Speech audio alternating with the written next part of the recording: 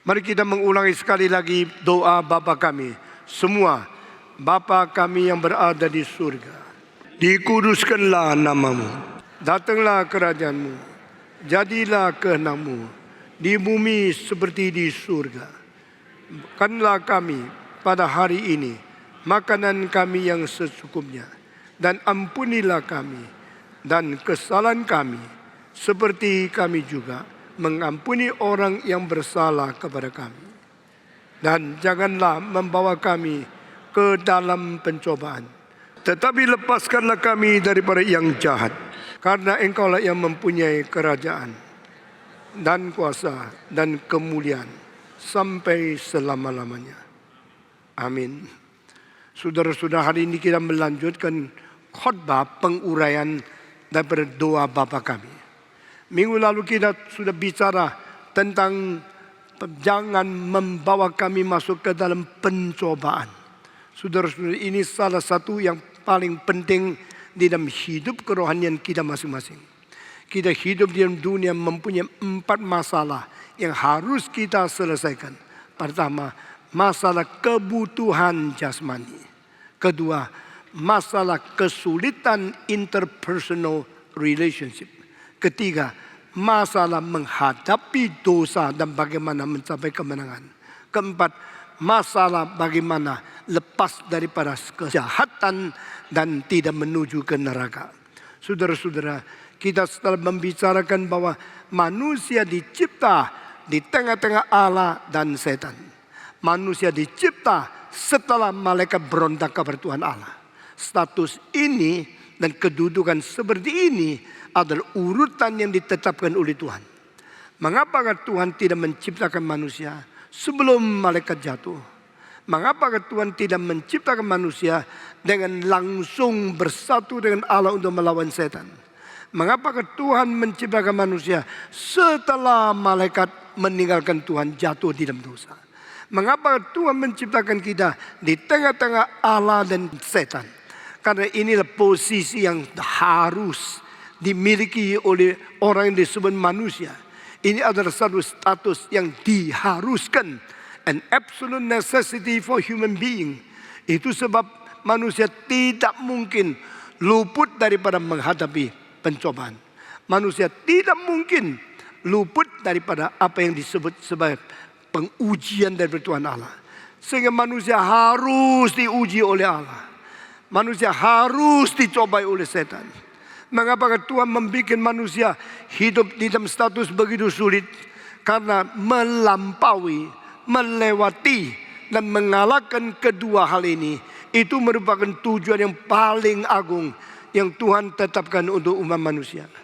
Jikalau seorang bisa menang terhadap ujian-ujian yang diberikan oleh Tuhan, jikalau seorang bisa mengalahkan pencobaan yang diberikan oleh iblis, maka kita akan mencapai menjadi orang suci yang lebih seperti Tuhan Allah, lebih sempurna, dan boleh menjadi alat di tangan Tuhan yang melampaui segala sesuatu yang diciptakan oleh Tuhan Allah sendiri.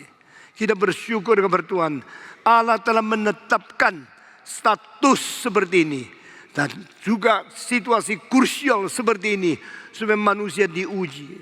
Sebagaimana Socrates berkata, unexamined life is not worth living. Orang yang tidak diuji tidak layak hidup di dalam dunia. Kesulitan dari Socrates yaitu dia tidak pernah mengetahui ujian itu ujian yang paling tinggi dari mana.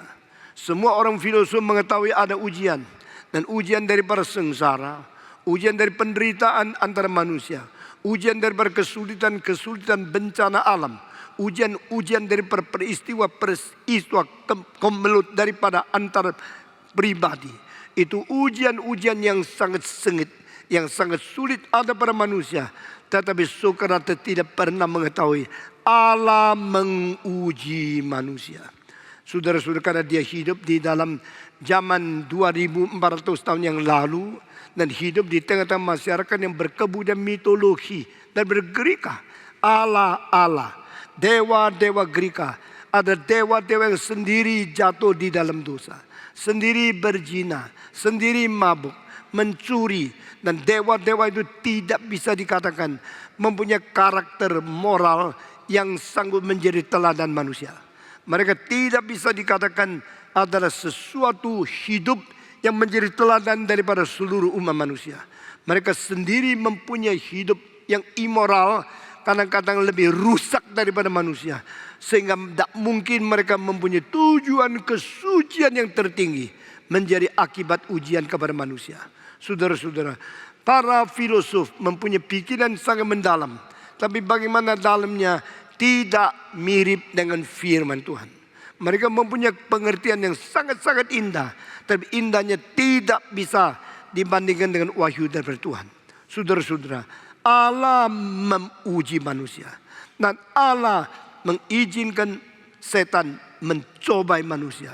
Di dalam terjepitnya dua hal ini, manusia mengalami hidup yang penuh kesulitan, hidup yang penuh pemilihan, dan hidup yang tidak menentu akibatnya menjadi apa.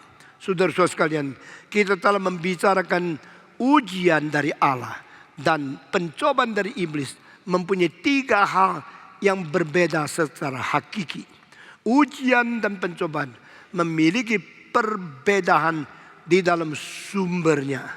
Kedua, ujian dan pencobaan mempunyai perbedaan di dalam tujuannya. Ketiga, ujian dan pencobaan berbeda di dalam akibatnya. Sumbernya berbeda, tujuannya berbeda, akibatnya pun juga berbeda.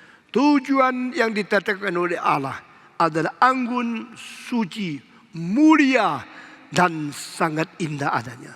Tujuan yang ditetapkan oleh iblis adalah remeh, hina, merusak, dan akhirnya menghancurkan.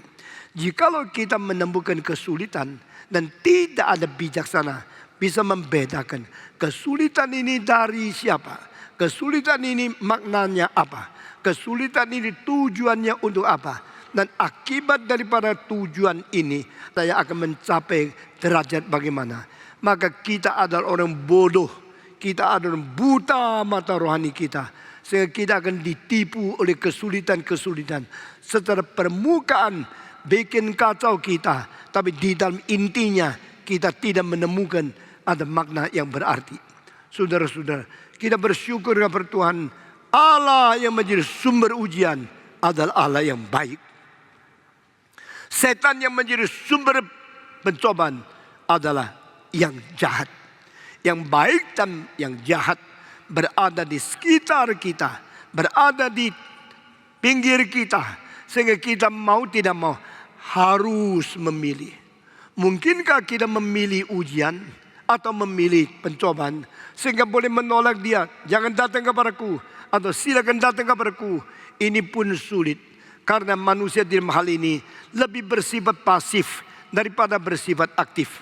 Bukan kita sendiri yang bisa pilih ujian, bukan kita sendiri yang bisa pilih pencobaan, tetapi di hal ini manusia boleh minta kepada Tuhan, ujilah aku.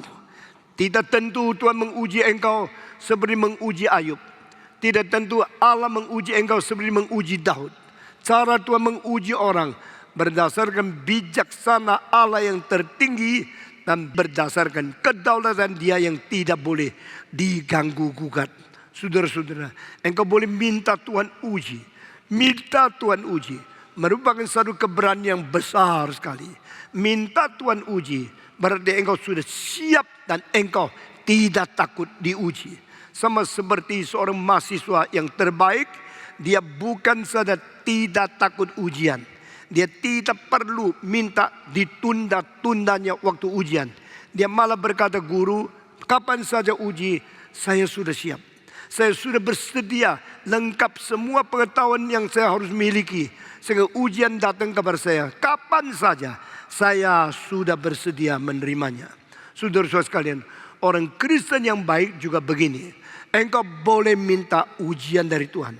Bahkan engkau boleh meminta Tuhan memberikan jadwal ujian lebih cepat dari itu. Karena ini membuktikan engkau sudah sedia. Tetapi saudara-saudara, kita tidak tahu ujian yang Tuhan berikan kepada kita berapa berat. Apakah itu sangat melampaui kemampuan kita bisa menerima, atau di dalam kemampuan kita bisa terima? Meskipun Tuhan mengatakan tidak akan diberikan melewati kemampuan kita menerima. Namun demikian kita mengetahui rahasia itu berada di dalam tangan Tuhan. Pada waktu kita minta diuji oleh Tuhan, berarti kita sudah siap. Kita sudah bersedia untuk menerima segala ujian yang sangat sulit, yang sangat sengit yang kita akan terima. Saudara-saudara sekalian, sedang pencobaan itu adalah hal yang kita tidak perlu inisiatif minta kepada setan. Cobailah aku. Sekarang saya sudah siap. Tidak perlu. Karena setan itu bersifat jahat. Dan setan mempunyai rencana-rencana yang sangat keji. Sehingga engkau jangan banyak bicara sama dia. Dan jangan minta kepada dia. Tidak usah banyak bergaul dengan setan. Saudara-saudara, apakah pencobaan itu harus ada? Harus ada. Apakah ujian itu harus ada? Harus ada. Dari mana kita mengetahui? Minggu lalu saya sudah bicara, bahkan Yesus Kristus pun, dia meskipun adalah Allah, dia harus menderita untuk belajar bagaimana taat. Dari kalimat buku Ibrani ini mengatakan kepada kita, tidak ada terkecuali Yesus pada waktu dia firman menjadi manusia. Dia telah jelma menjadi manusia yang sejati seperti engkau dan saya. Dan sebagai manusia tidak boleh diluputi daripada ujian Allah. Jadi manusia tidak mungkin ditiadakan pencobaan dari iblis. Sehingga Yesus sama seperti Adam. Adam dicobai dan Adam diuji. Yesus di dunia, Yesus dicobai dan Yesus diuji. Apakah hubungan antara ujian dan pencobaan? Sudah saya secara singkat memberitahu kepada saudara. Allah yang uji mungkin memperalat pencobaan iblis menjadi sebagian dari ujian dia kepada manusia yang dia pilih. Sehingga juga setan mungkin memperalat ujian Allah menjadi kesempatan dia mencobai manusia di dalam ujian menjadi jatuh. Saudara-saudara, waktu Allah menguji seseorang, dia mempunyai niat yang tertinggi, mengharapkan anak ini boleh menang, boleh mengatasi ujian, boleh melewati semua ujian yang sangat-sangat keras, sehingga manusia boleh menang, manusia boleh melewati dan mencapai kesempurnaan yang lebih indah, yang lebih tinggi derajatnya. Sedangkan setan melihat Allah sedang menguji orang ini, maka dia dengan kesempatan itu mau menjatuhkan manusia. Sehingga manusia menjadi hancur, menjadi melawan Tuhan, dan menjadi berada di dalam jeratnya. Saudara-saudara, kalau di dalam hal ini, apakah ini membuktikan Allah bekerja dengan setan? Tidak. Allah tidak perlu kerjasama dengan setan. Tapi setan selalu mau memakai kesempatan di mana Allah memuji manusia, dia sekaligus menjatuhkan manusia. Demikian pada waktu setan mempunyai niat yang jahat, Allah juga mempunyai niat yang lebih mulia. Pada waktu dia menjatuhkan engkau, Allah memberikan kekuatan kepada orang Kristen yang bisa mengalahkan pencobaan, lalu diuji oleh Tuhan menjadi orang Kristen yang murni, menang, dan mempunyai kesempurnaan yang lebih daripada hal-hal yang lain. Saudara-saudara, Ayub berkata, setelah aku diuji, aku akan menjadi emas yang tulen. After I've been tried by God, I will be the pure gold. Menjadi emas yang murni berarti harus lewat api, harus lewat pencairan, harus melewati kepanasan yang begitu tinggi sampai sendirinya itu leleh, sendirinya itu cair. Baru akhirnya yang kotor bisa terpisah, yang murni bisa tersimpan, dan kemurnian daripada emas itu, dari tambang yang kotor menjadi seperti cermin jernihnya, itu melalui penyaringan yang tidak habis-habis. Kita bersyukur kepada Tuhan. Orang-orang suci di dalam perjanjian lama, orang-orang kudus di dalam purbakala, di dalam zaman-zaman yang lewat, telah membuktikan bagaimana mereka tahan uji. Bagaimana mereka tekun setia. Bagaimana mereka sungguh-sungguh jujur mengikuti Tuhan. Sehingga pada akhirnya terbuktilah ujian Tuhan menjadi manfaat yang besar bagi mereka. Terjadilah satu bukti, mereka tidak gugur karena ujian yang keras itu. Saudara-saudara, kita bersyukur kepada Tuhan. Pada waktu Yesus mengatakan kalimat ini, jangan memimpin kami masuk ke dalam pencobaan. Di sini dia tidak menyinggung tentang ujian. Di sini dia hanya menyinggung aspek yang negatif. Aspek daripada tujuan yang jelek dari iblis yang memakai pencobaan-pencobaan untuk menjatuhkan, menodai, membuat kita masuk di jerat daripada kejahatan-kejahatan itu. Karena di sini kita perlu doa kepada Tuhan. My God, my Lord, I'm created in this crucial status. I'm created in between good and evil. I'm created between God and Satan. I'm created between life and death. Now, please God, keep me and lead me not into the temptation. Saudara-saudara, temptation dari setan, pencobaan itu bersifat jelek. Dan pencobaan akan menjatuhkan kita, akan meremukkan, akan membinasakan kita, akan merebut segala rencana yang indah dari Tuhan dan tujuan yang mulia dari Tuhan, sehingga kita akhirnya menjadi orang yang total gagal. Saudara-saudara, jika pencobaan setan begitu merusak kita, maka kita jangan lupa, kita harus lari kepada Tuhan. Kita harus beranikan diri berkata kepada dia, Tuhan, jangan pimpin kami masuk ke dalam pencobaan. Saudara-saudara sekalian, di dalam kita masuk ke dalam pencobaan, kita kadang-kadang dibiarkan Tuhan. Tetapi pada saat itu, tangan dia lepas, mata dia tidak meninggalkan kita. Sama seperti engkau mengajar anak berjalan. Anak kecil itu pada waktu berjalan, stabilnya tidak ada. Dan keadaan seimbangnya kurang kuat. Sehingga dia mau berdiri, sehingga tidak jatuh pun susah. Maka engkau pegang tangannya. Ibu pegang tangan. Mengajar anak berjalan. Ini suatu tingkah laku yang indah sekali. Sebagai manusia generasi tua sedang memupuk dan membangkitkan generasi yang muda. Anak itu dengan dua tangan yang dipegang oleh ibunya, dia mulai menjadi stabil, mulai menjadi jalan. Tapi tengah-tengah jalan, ibu sengaja lepas dua tangan.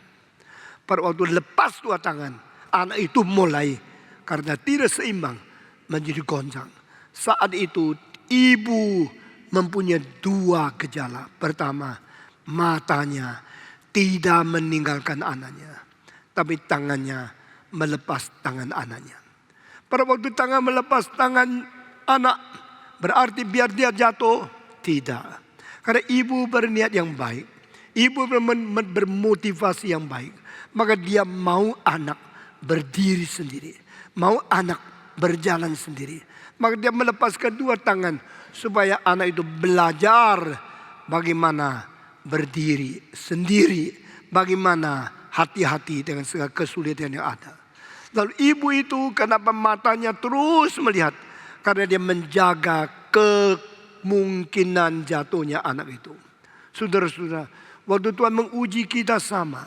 Dia melepas tangan, bukan berarti dia tidak mencintai kita. Pada waktu Tuhan melepaskan tangan, bukan berarti dia membiarkan kita. Waktu dia melepas tangan, ada tujuan, yaitu menguji kita, melatih kita, memupuk kita untuk kita mandiri dan kita tidak terjatuh. Karena kita perlu berwaspada dari diri kita sendiri. Tetapi kalau kita sambil jalan, sambil tidak mungkin lagi berstabil, harus jatuh bagaimana? Matanya yang tidak meninggalkan kita, terus melihat kita, dan tangannya sudah bersiap untuk membawa kita kembali berdiri tegak. Saudara-saudara, cara Tuhan menguji kita, kita bisa melihat contoh begitu banyak di dalam kitab suci. Tapi lain dengan ujian dari Tuhan, pencobaan dari iblis sama sekali berbeda. Setan mengharap kita cepat gagal. Kita jatuh langsung. Kita meninggalkan Tuhan. Dan kita boleh masuk ke dalam jerat Dia. Masuk ke dalam tangan Dia. Untuk diremukkan oleh Dia. Inilah perbedaan setan dan Tuhan. Dia mencobai dan menguji kita masing-masing. Saudara-saudara, pada waktu setan mencobai kita, dia sudah mempunyai rencana meremukkan. Saudara harus mengetahui, jadi orang Kristen jauh lebih tidak enak daripada jadi orang bukan Kristen. Lebih sulit hidup setelah engkau menjadi Kristen dibanding sebelum engkau menjadi Kristen. Karena sebelum engkau menjadi orang Kristen, engkau tidak ada musuh. Sebelum engkau menjadi orang Kristen, Tuhan mencintai engkau. Dan setan membiarkan engkau. Sehingga engkau masih lancar. Engkau masih bebas. Engkau masih bisa semau sendiri. Tidak ada gangguan apa-apa. Untuk hidup sebagai orang yang otonomi. Saudara-saudara. Tetapi setelah engkau menerima Tuhan. Mengambil keputusan menjadikan Tuhan juru selamamu. Tuhan pemimpinmu. Engkau menjadi milik Tuhan. Mulai waktu setan mulai tidak melepaskan engkau. Dia mengetahui engkau berani melawan aku. Engkau berani memihak Tuhan. Saya pasti akan meremukkan engkau. Karena sekarang engkau bukan milikku. Saudara-saudara, dunia mencintai manusia yang dimiliki oleh dunia. Itu adalah lumrah. Setan mencintai orang yang dimiliki oleh dia. Itu adalah logis. Kenapakah setan tidak mencintai engkau? Karena engkau klaim independen. Engkau klaim tidak lagi dimiliki dia. Maka dia mulai menyerang engkau. Saudara-saudara, orang yang belum Kristen, Tuhan tidak memusuhi dia. Setan juga tidak memusuhi dia. Tetapi orang itu menjadi orang Kristen. Orang itu sungguh-sungguh mengambil keputusan, saya menjadi orang Kristen. Setan mulai mengganggu dia. Dan Tuhan mulai mendisiplin dia. Itu sebab sebelum engkau menjadi orang Kristen, kelihatan lebih enak. Sebelum engkau menjadi orang Kristen, engkau rasa lebih lega, lebih bebas. Tetapi setelah engkau menjadi orang Kristen, engkau ada gangguan dari iblis, ada ikatan daripada Tuhan, ada teguran dari Roh Kudus, ada banyak batasan dari firman. Bikin engkau tidak sewenang-wenang, tidak semau sendiri. Saudara-saudara, jangan kira kebebasan itu kenikmatan. Kebebasan yang tidak diikat oleh kebenaran adalah sesuatu kepuasan yang tidak akan terbatas. Kebebasan yang tidak diganggu oleh Tuhan adalah kebebasan yang membunuh diri tanpa sadar. Saudara-saudara, kita bersyukur kepada Tuhan. Kita menjadi orang Kristen. Hati-hatilah dengan pemimpin-pemimpin gereja yang berikan pengajaran kepada engkau.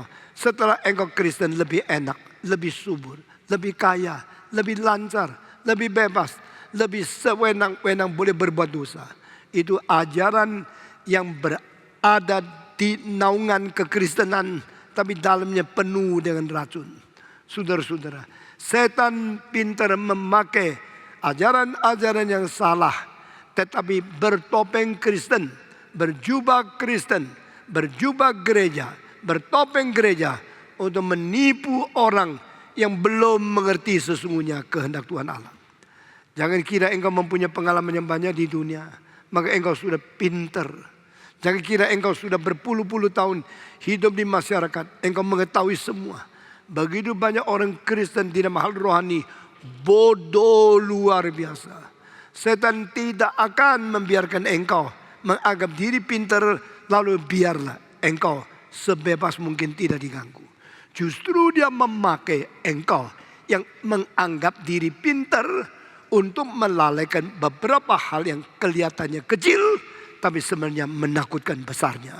Saudara-saudara, orang yang pintar berenang, yang kemungkinan mati di air lebih banyak dari orang lain. Orang yang paling pintar balap mobil mempunyai kemungkinan mati di mobil daripada mereka yang tidak bisa mengemudi mobil. Saudara-saudara, ini semua adalah syarat yang menjadikan kita takut, sehingga memberikan peringatan kepada kita, jangan bermain-main dengan hidupmu. Jangan bermain-main dengan rencana Tuhan. Jangan bermain-main dengan kebebasan yang ada padamu. Karena ini adalah cara terbaik secara tidak sadar membunuh diri. Saudara-saudara, pada waktu Yesus berada di dalam dunia, dia adalah seorang manusia yang utuh. Dia adalah seorang manusia yang sempurna. Dia adalah seorang manusia seperti engkau dan saya, yang akan menjadi teladan untuk memimpin aku dan engkau keluar dari berdosa, masuk ke dalam kemenangan kebenaran daripada Tuhan. Alkitab mengatakan Yesus ada kapten keselamatan kita. The captain of our salvation. He's our savior. He's our leader. Dia adalah pemimpin yang berjalan di depan, yang menjadi kapten kita, yang menjadi pemimpin kita, sekaligus menjadi teladan kita. Dan Yesus Kristus di dunia harus dicobai, sekaligus diuji oleh Tuhan Allah. Yesus dicobai oleh setan, dan Yesus diuji oleh Tuhan Allah. Waktu Allah menguji Yesus Kristus, kitab Ibrani berkata, dia meskipun adalah anak, dia harus melewati penderitaan untuk belajar taat.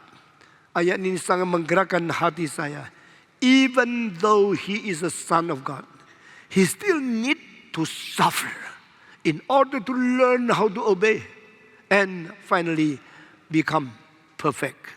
Saudara-saudara, meskipun Yesus adalah anak, Yesus harus tetap perlu diberikan penderitaan, mengalami sengsara-sengsara, dan di dalam sengsara belajar taat. Saudara-saudara, Yesus bukankah Allah? Bukankah dia sudah sempurna? Mengapa dia masih perlu belajar untuk mencapai kesempurnaan?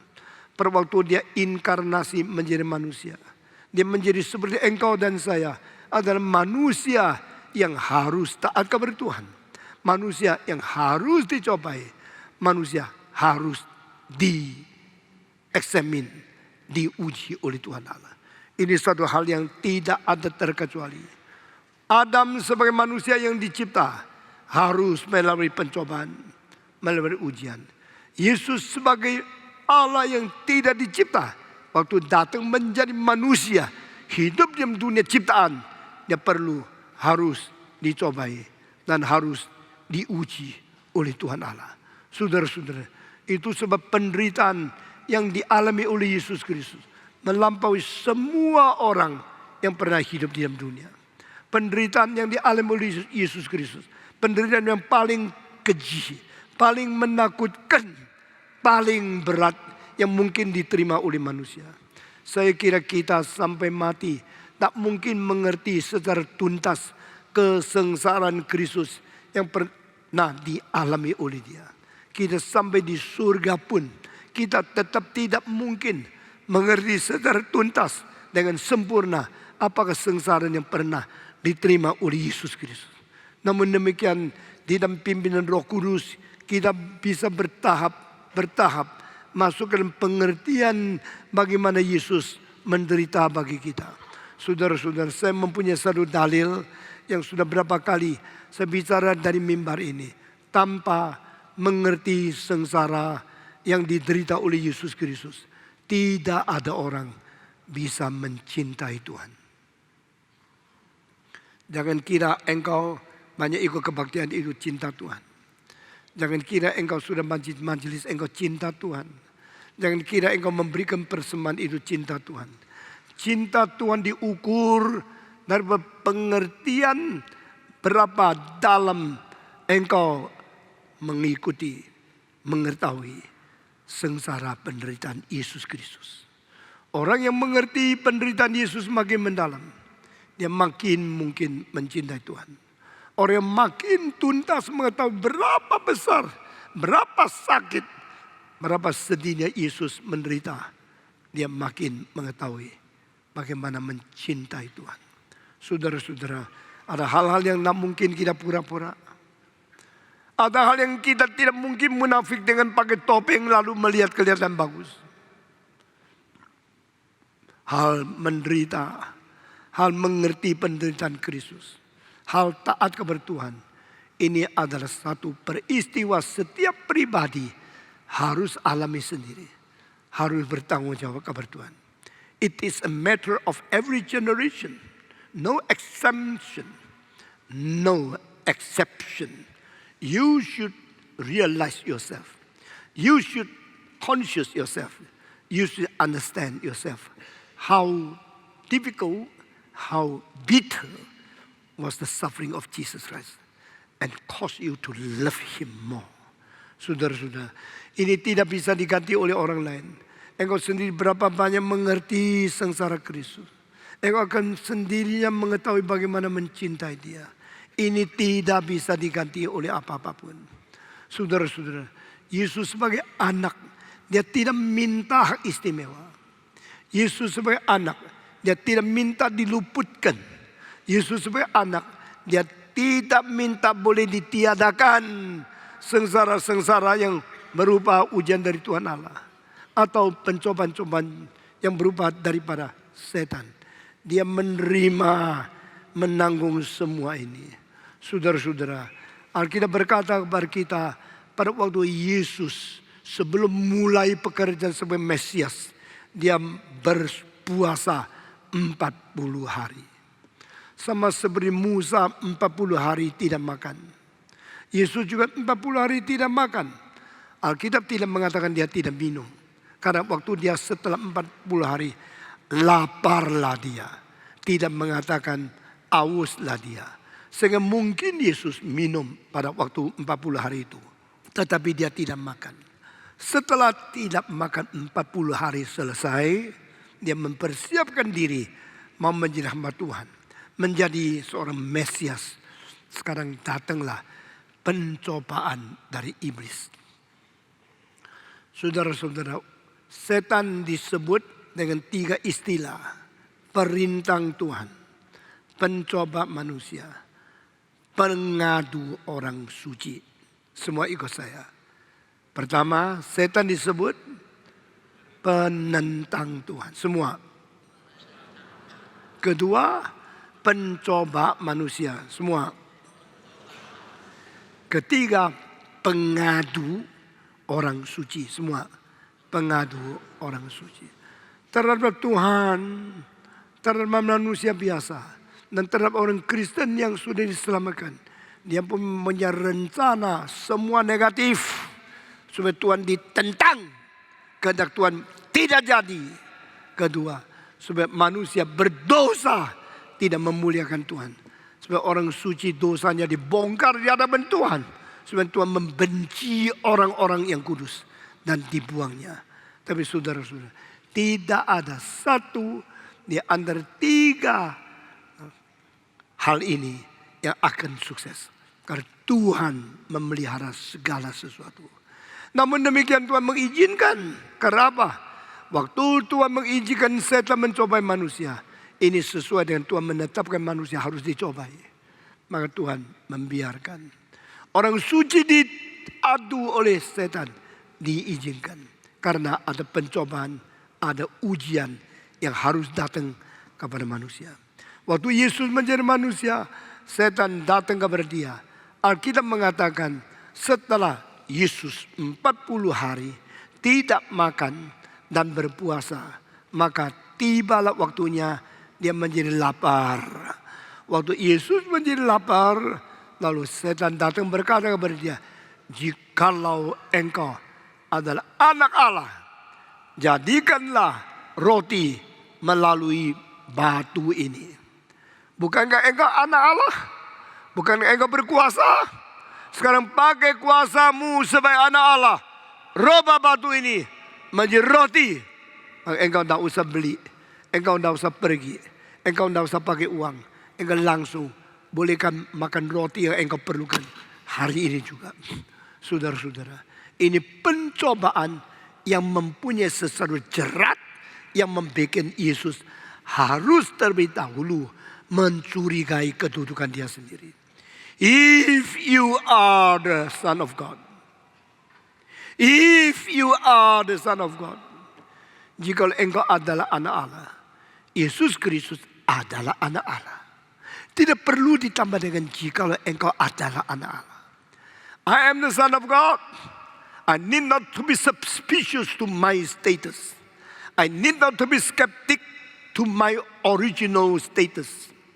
Kalau saya memang adalah anak Allah, saya adalah anak Allah. Kenapa harus saya mencurigai?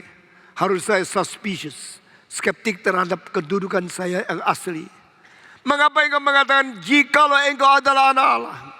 Saudara-saudara perhatikan, Yesus dicobai di bawah pimpinan siapa? Yesus dicobai karena Yesus mencari pencobaan? Tidak. Yesus dicobai karena dia tidak hati-hati akhirnya jatuh ke dalam pencobaan? Tidak. Yesus dicobai karena ini pimpinan Tuhan. Kalau ini bukan kehendak Tuhan, tidak mungkin Tuhan memimpin orang untuk dicobai. Maka jangan kira pencobaan itu adalah rencana setan yang tidak berhubungan dengan Tuhan Allah. Dan kira itu adalah sesuatu kebetulan engkau jatuh akhirnya setan menang maka engkau bertemu dengan pencobaan. Engkau baca Matius pasal 4 ayat 1. Engkau membaca Lukas pasal 4 ayat 1. Engkau menemukan suatu hal yang sangat-sangat aneh. Sangat-sangat tidak normal. Sangat-sangat berlawanan dengan pikiran setiap orang yang logikanya masih kuat. Jika engkau mempunyai pikiran yang beres, engkau mempunyai logika yang kuat, engkau mungkin tidak setuju pekerjaan Roh Kudus. Lukas pasal 4 ayat pertama dikatakan, Roh Tuhan memimpin Yesus ke padang belantara untuk dicobai setan. Di dalam ayat yang begitu sederhana ini kita melihat satu negatif guidance of the Holy Spirit. Pimpinan Roh Kudus yang negatif. Pimpinan Roh Kudus yang positif kita sering tahu. Pimpin kita menjadi orang suci. Pimpin kita mengabarkan Injil. Pimpin kita mengerti firman. Pimpin kita saling mengasihi. Pimpin kita untuk berbuah Roh Kudus. Ini semua adalah the positive guidance of the Holy Spirit. Tapi Alkitab justru kitab suci yang melampaui semua kitab di seluruh dunia. Dan berani mengatakan hal yang kita tidak ngerti. Kita tidak setuju. Tapi itu kehendak Tuhan. Roh Kudus memimpin Yesus ke padang belantara untuk dicobai oleh setan. Kalau saya mencari engkau pergi mencari orang yang mulia di dunia ini, engkau bilang indah sekali. Nah justru Tuhan berlawanan dengan kita. Tuhan berkata, aku akan memimpin engkau untuk bertemu dengan setan. Loh Tuhan, ada apa? Why? You got me to see Satan. I need not to see him. I need not to know him. I need not to have any relationship with him. Tapi Tuhan berkata, Roh Kudus memimpin Yesus ke padang belantara. Untuk meditasi, tidak tulis. Untuk berdoa, tidak tulis. Untuk apa Yesus dipimpin ke padang belantara? Untuk bertemu dengan setan dan dicobai oleh iblis. Ini kitab suci. Kadang-kadang saya tidak ngerti cara Tuhan menulis kitab suci berbeda dengan konsep kita begitu jauh. Kita tidak mengerti maksudnya itu apa. Tapi Tuhan adalah Tuhan. Tuhan kalau tidak dimengerti oleh manusia itu normal. Kalau semua tentang Tuhan engkau bisa mengerti, engkau sama besarnya dengan Tuhan. The supernatural God, the super rational God, the super empirical God. Allah yang melampaui empiriksis, Allah yang melampaui logika, Allah yang melampaui segala alam semesta yang dicipta oleh Dia sendiri. Adalah Allah yang berpikir berlainan dengan manusia. Melampaui dengan kedudukan, melampaui dengan logika, melampaui dengan cara berpikir, melampaui dengan kemungkinan kita mengerti. Itu baru Allah. Roh Allah memimpin Yesus Kristus ke padang belantara untuk dicobai oleh setan. Apakah Tuhan, engkau suka aku ketemu setan? Apakah engkau Tuhan suka aku dicobai setan? Kalau engkau tidak suka, kenapa pimpin aku bertemu dengan dia? Kenapa memimpin aku pergi ke setan situ untuk dicobai? Bukan ini rencanamu. Allah tidak rencana yang jelek. Karena Allah itu baik adanya. Tapi ada Allah, ada pimpinan untuk kejahatan boleh menjadi satu kebajikan yang melampaui pikiran kita. Ini yang kita sering tidak ngerti. Yesus dibawa ke padang belantara untuk apa? Yesus di padang belantara untuk meditasi kah? Untuk baca kitab suci kah? Untuk mencari kehendak Tuhan kah? Atau untuk dipersiapkan kuasa lebih cukup untuk mengabar Injil seluruh dunia kah? Yesus dipimpin Tuhan masuk ke dalam padang belantara supaya dicobai oleh setan. Saya tidak ngerti. Satu kali saya berada di Delaware dekat New York, bawa mobil, bawa 3 jam sampai di situ. Saya kumpul banyak orang yang paling penting. Orang dari DuPont Company. Orang daripada itu telepon company. Orang daripada itu kantor-kantor yang besar. Dari maskapai yang terkenal di dunia. Kumpul bersama kira-kira 35 orang. Lalu saya berkhotbah. Saya mengatakan hari ini saya belum khotbah dulu. Saya mau memberikan tanya jawab. Bukan kamu tanya, saya jawab. Sebaliknya, saya tanya, kamu jawab. Mereka semua duduk di situ. Lalu saya bagi kertas. Satu orang satu helai kertas. Tulislah pimpinan Tuhan di dalam hidupmu. Setelah saya bagikan, mereka pegang pen, mereka mulai tulis. 3-5 menit kemudian, saya kumpulkan semua pertanyaan itu. Dan saya baca di hadapan mereka. 35 orang. Setiap orang mendengar jawaban 34 yang lain. Setiap orang mendengar jawaban rekan-rekan mereka yang lain. Satu mengatakan, Tuhan pimpin saya dari Taiwan ke Amerika. Yang lain bilang, Tuhan pimpin saya dari company kecil sekarang masuk company besar. Ada yang menjawab, Tuhan pimpin saya gajinya bulan lalu dinaikkan $3.000. Ada yang menulis, Tuhan pimpin saya dulu tidak ada anak, sekarang 2 anak. Ada yang mengatakan, Tuhan pimpin saya sehingga saya tahun lalu dagang maju 40%. Sudah saya baca semua, mereka semua angguk-anggukkan kepala. Lalu saya mengatakan, ini jawaban semua salah separuh, benar separuh. PhD, master, semua cendekiawan, semua orang pintar, lulusan dari Harvard, daripada Yale, daripada Washington University, daripada Peabody, daripada itu sekolah-sekolah terkenal di Amerika Timur. Saya mengatakan separuh salah, separuh benar. Mulai merungut dan lihat saya. Waktu itu saya cuma umur 33. Mereka banyak umur 50, 40. Saya orang dari Indonesia. Kamu berani mengatakan jawaban saya salah? Mereka melihat saya. Kenapa salah? Apa salahnya? Saya bilang, kalian semua hanya melihat pimpinan Tuhan dari sudut positif. Kalau saya tabrak, tidak jadi mati. Puji Tuhan, pimpin saya tidak usah mati. Kalau engkau dulu miskin sekarang kaya, pimpinan Tuhan jadikan saya kaya. Saya mau tanya, kalau pimpinan Tuhan hanya aspek positif dan tidak ada aspek negatif, apakah jawabanmu sudah betul? Mereka mulai ragu-ragu, mulai rendah hati. Tadi merungut, melihat saya dengan tegas dan tidak puas. Sekarang mulai rendah hati, mulai pikir betul juga ya. Lalu saya bilang, sekarang saya tidak kasih jawaban. Saya minta saudara cari 3 ayat di dalam Alkitab. Ayat pertama, Roh Tuhan memimpin Yesus pergi ketemu setan. Kedua, Roh Tuhan melarang Paulus berkhotbah di Tipinia. Ketiga, Roh Tuhan memimpin itu penginjil yang namanya ada Filipus, meninggal tempat kesuksesan dia besar sekali, lempar dia ke padang belantara.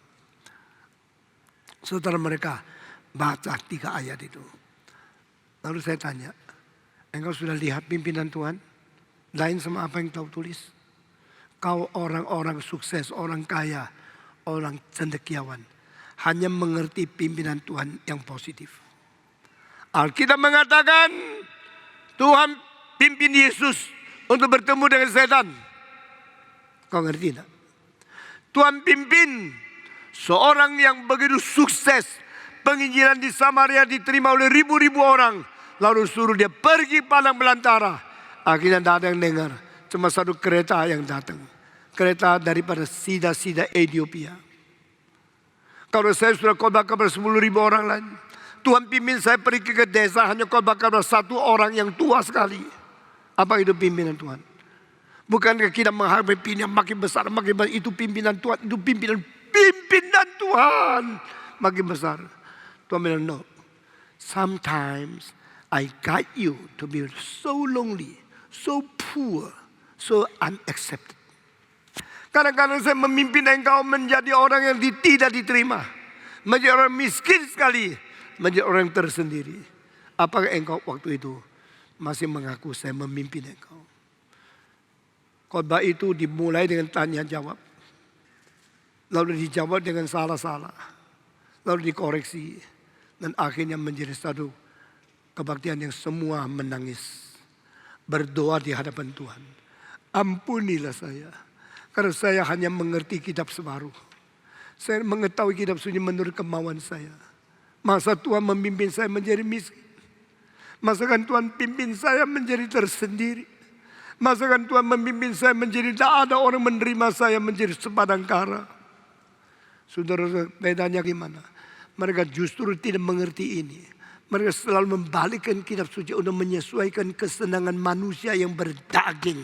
Yang ingin mewah sendiri. Saudara, bersyukurlah engkau berada di gereja ini. Karena gereja ini dari permulaan didirikan untuk mau seimbang mengerti firman Tuhan. Sehingga engkau tidak menjadi orang ditipu dan dijebak oleh ajaran-ajaran yang salah.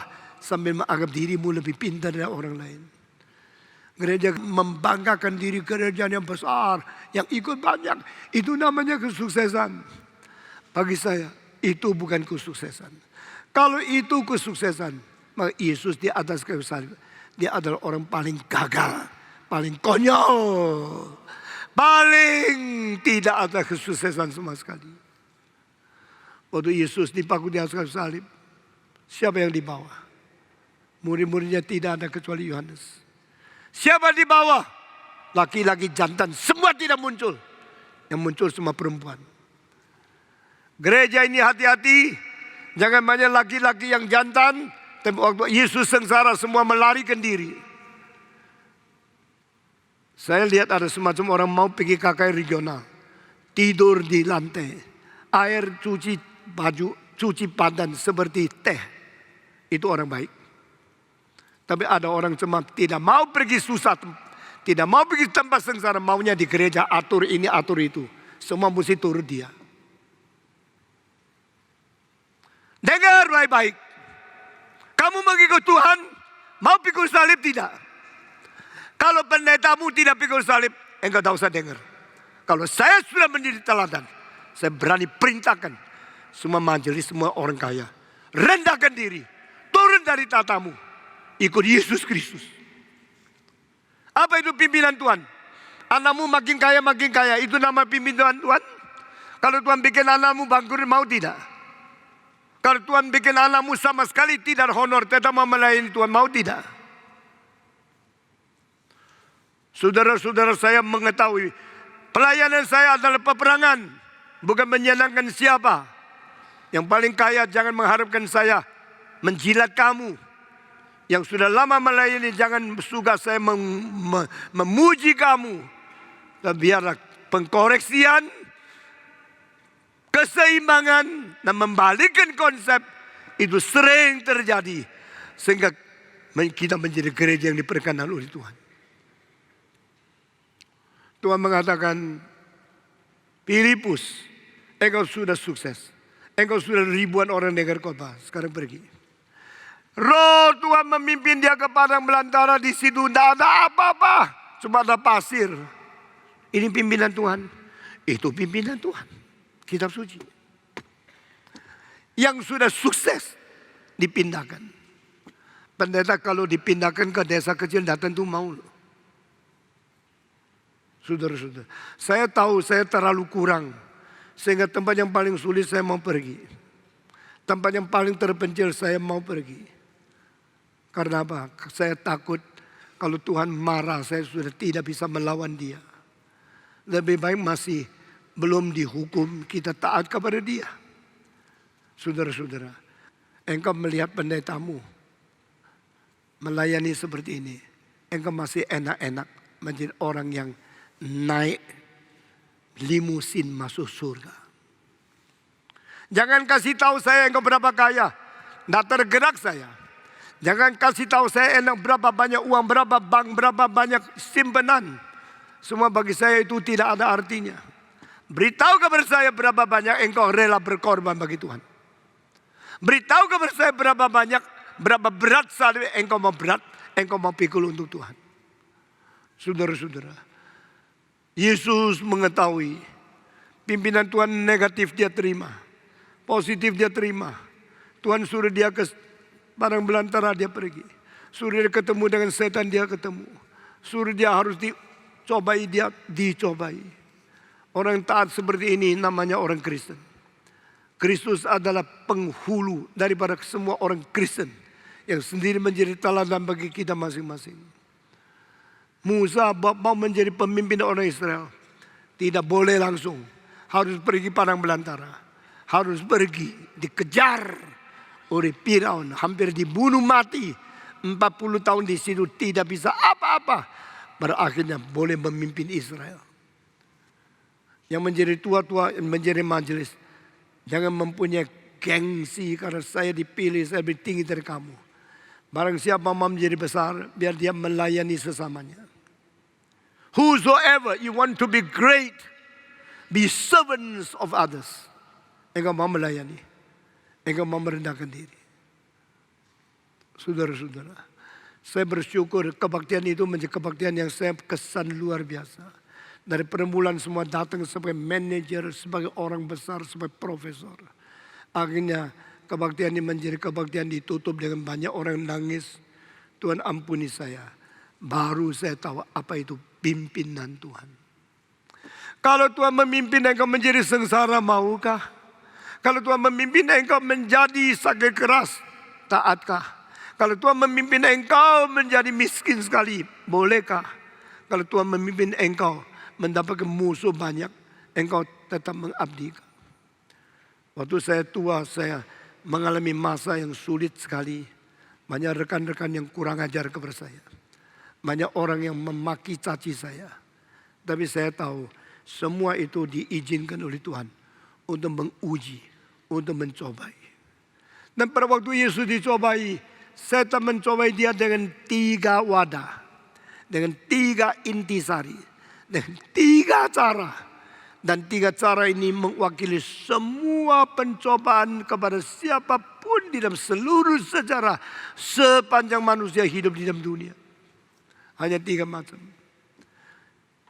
Setan berkata, jadikan batu ini roti, engkau boleh makan. Yesus terima tidak? Yesus tidak terima. Lalu dibawa ke tempat paling tinggi dari bait Allah. Apa artinya? Engkau sudah mempunyai kedudukan paling tinggi. Lalu setan mengatakan, loncat. Kalau engkau loncat, malaikat akan memegang kakimu sehingga tidak tersentuh, tidak jatuh. Yesus loncat tidak. Yesus tidak taat lagi. Sesuai setan bawa dia ke gunung yang tinggi sekali, memberikan dia penglihatan seluruh dunia, semua kekayaan, semua kemakmuran dari dunia, dan berkata, you worship me once, I give all this to you. Saudara-saudara, ada BMW yang bagus sekali, ada Mercy yang bagus sekali, ada yang luar biasa model paling baru. Kalau saya bilang, lu mau? Sobat, 1 kali tunduk kepala sama saya kasih Mercy yang paling baru. Enggak mau nak? Cuma gini 1 kali, mau? Jawab dong. Gampang kan gini, Mercy bawa pulang. Enggak bilang, cuma 1 kali, 5 kali pun mau kok. Saya berkata kepada saudara, setan suruh Yesus tunduk kepala 1 kali. Saya berikan semua kepada engkau.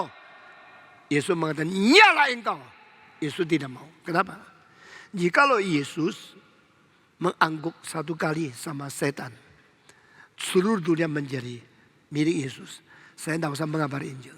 Karena semua orang jadi Kristen otomatis. Semua jadi milik Yesus kok. Kalau semua jadi milik Yesus, buat apa mengabari Injil dengan keringat? Buat apa saya susah payah ke sini ke sana? Buat apa saya begitu capek berdiri terus? Hari ini saya mesti berdiri paling sedikit 5-6 jam. 4 kali kebaktian, setiap kali lebih 1 jam setengah. Saya harus terbang ke Singapura. Kadang-kadang capek luar biasa. Karena apa? Supaya engkau boleh beriman, bertumbuh, engkau menjadi orang Kristen yang baik. Jikalau Yesus hari ini 1 kali tunduk sama setan, seluruh dunia semua menjadi milik Yesus otomatis serentak. Kalau itu sungguh-sungguh menjadi orang Kristen pada waktu itu milik Yesus, berarti 2000 tahun ini tidak usah mengabari Injil. Seluruh menjadi Kristen. Kenapa Yesus tidak mau? Yesus mengetahui kalau dia mengangguk 1 kali sama setan, seluruh dunia menjadi Kristen. Seluruh dunia Kristen adalah agama yang percaya kepada Yesus. Yang percaya kepada Yesus, yang percaya kepada setan. Adalah mereka taat kepada Tuhan dan Tuhannya taat kepada setan. Ini tidak bisa. Di sini kita melihat satu dalil yang paling penting. Pemimpin di dalam gereja tidak boleh takluk sama setan. Pemimpin gereja tidak boleh mengikuti kemauan iblis. Pemimpin gereja harus menjadi contoh sebelum Yesus menolak setan, baru dia boleh memimpin kekristenan yang sejati. Saudara-saudara sekalian, 3 kali pencobaan ini menyangkut 3 hal, 3 wadah, yaitu nafsu mata, nafsu daging, dan nafsu kecongkakan dunia. Semua 1, 2, 3. Nafsu mata, nafsu daging, nafsu kecongkakan dunia pada masa kini. Saudara-saudara, kenapa minta kaya? Kenapa minta lancar? Minta makmur? Minta anak cucu banyak? Minta dagang itu boleh berjalan dengan begitu sukses? Semua teologi kemakmuran, kesuksesan melawan kehendak Allah. Karena yang mereka mau adalah suksesnya di dunia supaya bangga. Saudara-saudara, kalau engkau mobilnya paling baik di seluruh gereja, orang naik Kijang, orang naik Avanza, engkau naik Maybach, bukan paling sombong. Engkau pakai Bentley, pakai Rolls Royce, itu paling sombong. Sekarang saya kasih tahu, Maybach pabrik sudah tutup. Apa itu Maybach? Itu pabrik paling mahal di dunia. Menghasilkan Mercy yang 10 kali lebih mahal daripada Mercy biasa. Waktu Mercy dulu 1 miliar, dia 10 miliar. Maybach itu mobil yang paling besar, yang paling mewah, paling mutakhir. Tuhan biar dia tutup. Banyak orang di dunia, kalau engkau ada apa, saya lebih dari engkau. Saya lebih. Kebanggaan dunia, rumah besar, company besar, profit besar, segala sesuatu besar. Jikalau engkau segala sesuatu paling besar, engkau kira engkau sombong? Engkau kira engkau mulia? Tahu tidak, semua uang yang Tuhan berikan kepada engkau hanya pinjaman untuk menguji kamu. Mengapa banyak orang yang besar, yang konglomerat yang besar, uang banyak sekali? Itu hanya Tuhan pinjamkan uang di tangan dia, lalu mau melihat bagaimana engkau memakai uang. Bagaimana engkau melayani uang. Orang kaya kalau kasih 10 miliar, hanya 1/1000-nya dari kekayaan dia. Orang miskin kasih 100.000, kalau itu 20% daripada penghasilan dia. Orang ini lebih cinta Tuhan dari orang itu. Jangan kira kekayaan itu adalah milikmu. Kekayaan itu hanya sesuatu pinjaman kepadamu untuk Tuhan menguji engkau. Dan setan mencoba engkau pakai uang itu. Orang banyak uang lebih gampang dapat banyak istri. Orang banyak uang boleh beli banyak apartemen menjadi tempat simpanan nyonya kedua. Orang banyak uang boleh mendapatkan perempuan yang lebih cantik tidur sama dia. Ini semua adalah nafsu mata, nafsu daging, dan kecongkakan masa kini. Saudara-saudara, setan mencoba manusia. Berapa ratus ribu macam pencobaan. Semua tidak di luar daripada 3 kategori ini. mata dan nafsunya, daging dan nafsunya, hidup sekarang ini dan kecongkakannya. 3 hal ini saja. Semua disapu oleh Yesus. Semua dikalahkan oleh Yesus Kristus. Yesus mengalahkan semua pencobaan, menjadi contoh bagi kita. Karena dia mengetahui ini adalah pimpinan Roh Kudus. Dia taat bukan kepada setan. Dia taat kepada pimpinan Roh Kudus. Di belakang kelihatannya setan. Saudara-saudara sekalian, Yesus Kristus pada waktu terakhir dia tidak berkompromi lagi.